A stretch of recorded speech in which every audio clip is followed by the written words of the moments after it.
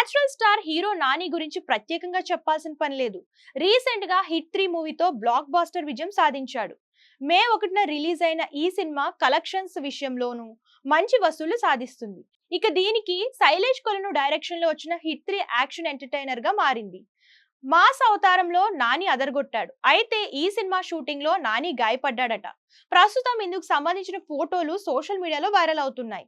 ఇదిలా ఉంటే తాజాగా దర్శకుడు శైలేష్ ఎక్స్ లో హిట్ 3 సినిమాకు సంబంధించిన కొన్ని వీడియోలు షేర్ చేశాడు. సినిమాలో కొన్ని అల్లరి మూకలను నాని తరిమే సీన్ ఉంటుంది.